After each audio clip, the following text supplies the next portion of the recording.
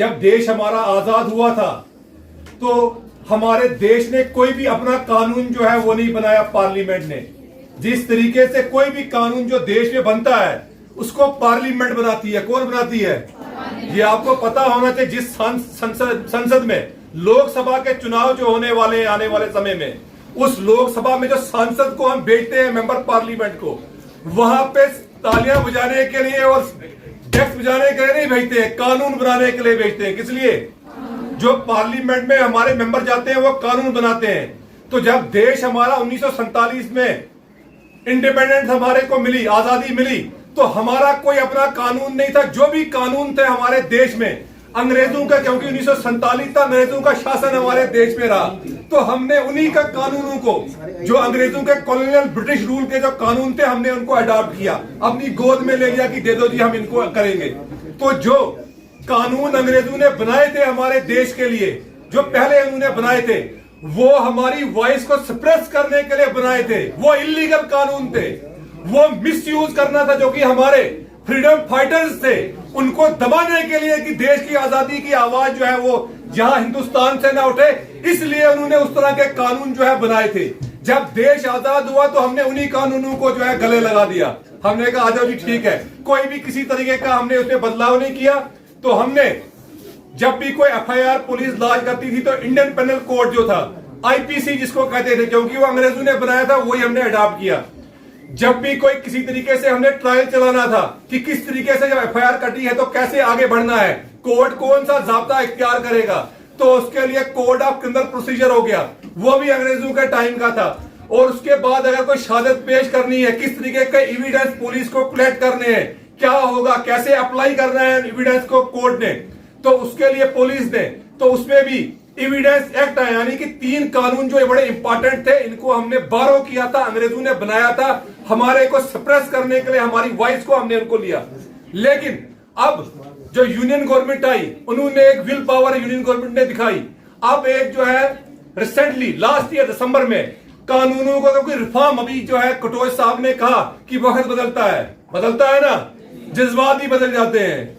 सुने ना आपने व्हाट्सएप पे कहते हो जज्बात बदल गए, तो इसी तरीके से मौसम बदलता है, उसी तरीके से इन्वायरमेंट और सर्कमस्टांसेस फैक्ट्स चेंज होते रहते हैं। तो हमारे देश में भी हालात चेंज हुए हैं, सर्कमस्टांसेस चेंज हुए हैं, पॉपुलेशन इंक्रीज हुई है, इसलिए नीड थी कि लीगल रिफॉर्म की बात बड़ी पहले से हो रही थी, किसी तरीके से रिफॉर्म करो।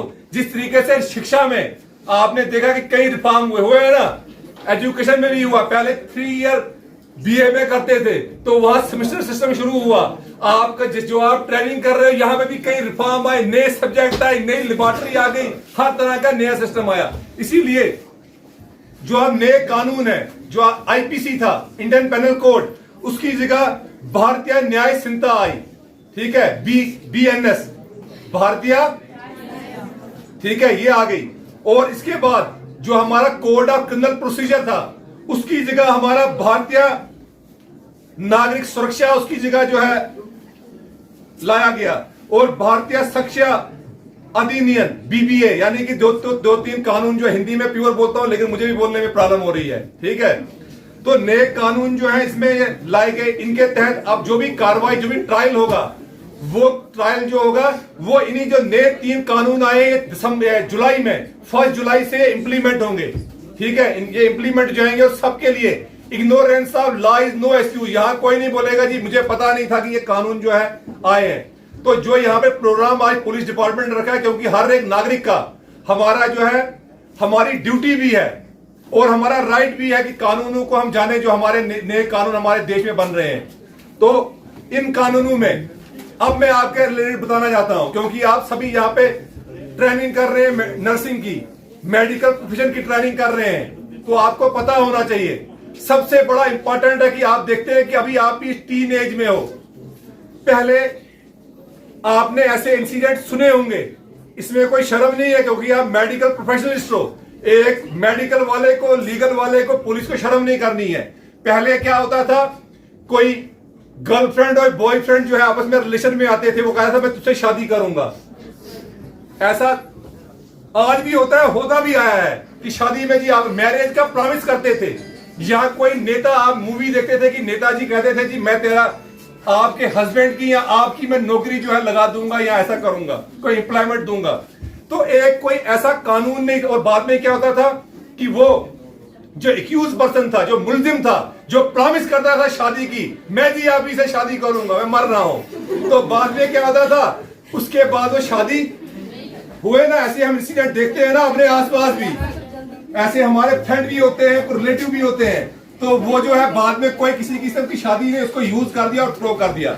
लेकिन अब जो है कानून बन गया, इसमें कानून लेके आगे कि जो भी इस तरह का किसी के साथ दुष्कर्म करेगा, ये आप बेटियों की प्रोटेक्शन के लिए है। और जो हमारे युवा हैं उनको कान खोल के लोगों को सुनना चाहिए इस कानून को।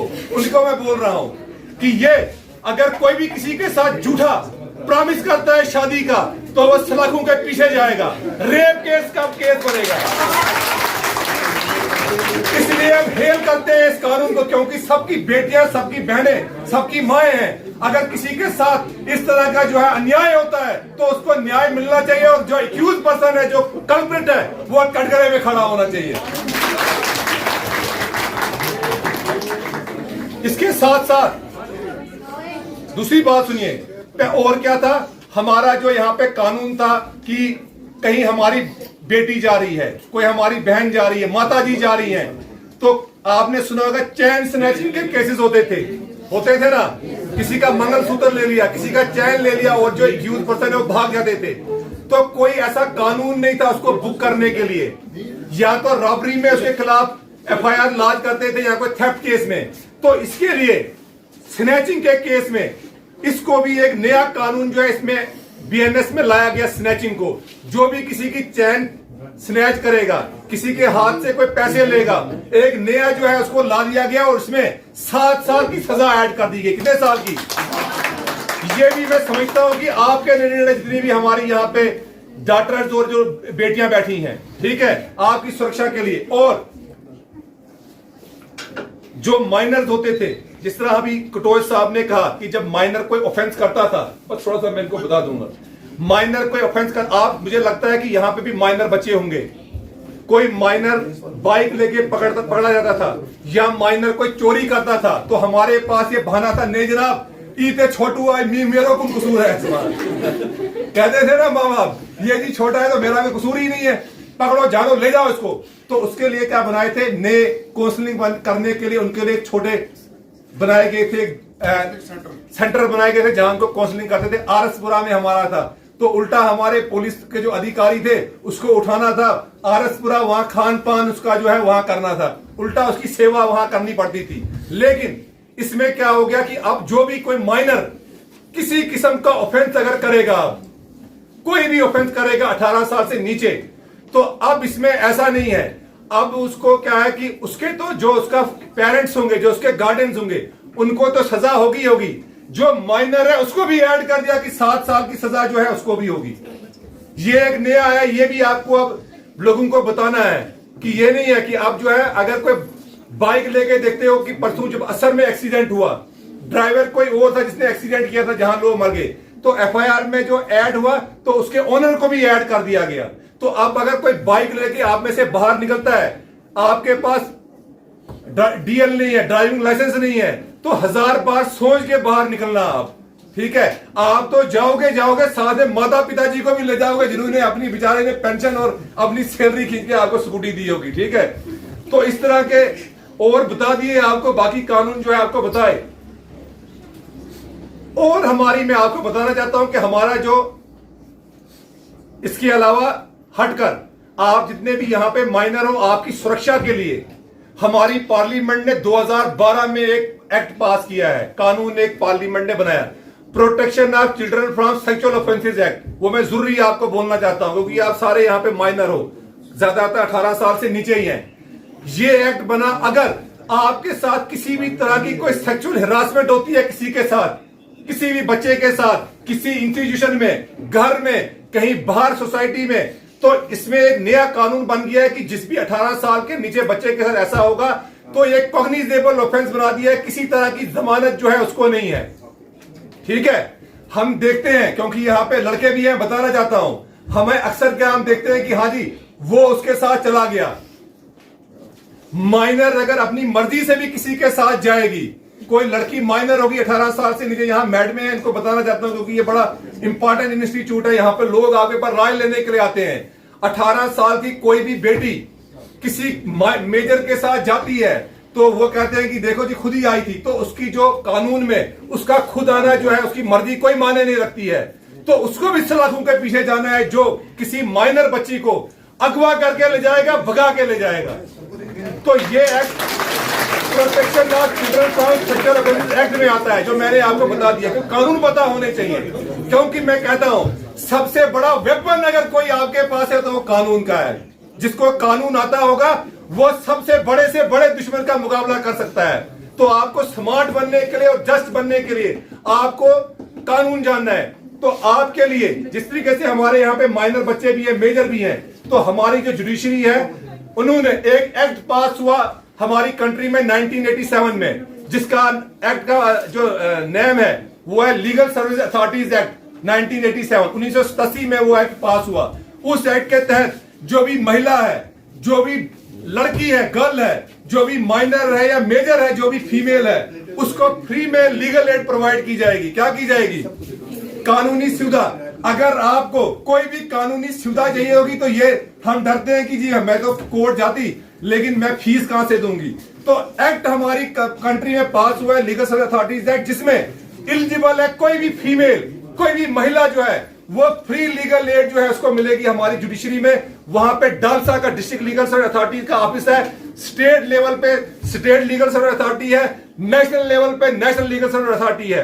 तो एक ज़ाब्ते के तहत अगर आपके आसपास कोई भी ऐसी महिला है जिसको जो वकील नहीं बना सकती है, जिसके साथ वायलेंस होता है, हिरासमेंट होती है, सेक्सुअल हिरासमेंट हो रही है और कोई अब्यूज हो रहा है, तो आप उसको हमारे पास भेज सकते हैं। हमारा ऑफिस जो है भदरवा कोर्ट के अंदर डोडा में हर जगह 24/7 जो है काम करता है। फ्री लीगल एड जो है इसको प्रोवाइड कर सकते हैं। तो ज्यादा मैं क्या बोलूंगा क्योंकि यहाँ तो बता दिया, बाकियों ने जो जितने भी यहाँ रेस्पेक्टेड हमारे पुलिस के सीनियर ऑफिसर से इन्होंने अपनी बात यहाँ पे रखी। तो आपने भी जो ये नए कानून आए हुए हैं और हिट एंड रन का जो है इसमें ऐड हुआ था, बड़ी इंपॉर्टेंट 160 सेक्शन है शायद वो, यानी कि पहले कोई अगर किसी को हिट एंड रन का कोई करता था, कोई मारता था, गाड़ी से आ गया तो उसको हिट करके चले गए, तो कोई कानून हमारे पास स्पेशल हमारी कंट्री में नहीं था। 279 आईपीसी में रैश ड्राइविंग और नेग्लिजेंट ड्राइविंग में इसको बुक करते थे, लेकिन इसमें आज 7 साल की सजा ऐड कर दी गई थी। लेकिन अभी उसको होल्ड किया क्योंकि आपने देखा पिछले दिनों प्रोटेस्ट भी हुए, ड्राइवरों ने कहा, जो ड्राइवर्स थे उन्होंने कहा ये कैसे, तो उसको होल्ड पे रखा गया। तो अब जो भी ये 3 कानून जो है बने हैं, ठीक है, एक तो भारतीय न्याय संहिता, भारतीय नागरिक सुरक्षा संहिता और भारतीय साक्ष्य अधिनियम, इसको जो है ये रिप्लेस हो चुके हैं। इन्होंने रिप्लेस कर दिया आईपीसी को, सीआरपीसी को और एविडेंस एक्ट को, और ऑफिशियल गजेट में भी आ चुके हैं और इंप्लीमेंट होने वाले हैं। और आपको भी, बाकी लोगों को भी जानकारी देनी है और खुद भी अपनी इस एजुकेशन के साथ साथ जो आप यहाँ पे मेडिकल एजुकेशन रिसीव कर रहे हैं, इसके साथ साथ आपको लीगल एजुकेशन भी लेनी है, क्योंकि आप ही के पास जो है एक्यूज भी आएंगे, विक्टिम्स भी आएंगे। कंपनसेशन का भी इसमें प्रोविजन है। अगर किसी के साथ कोई रेप का इंसिडेंट होता है तो वो डिस्ट्रिक्ट लीगल सर्विस अथॉरिटी में वहां पे आके एप्लीकेशन फाइल कर सकते हैं, तो उसमें कंपनसेशन का भी प्रोविजन है। तो एक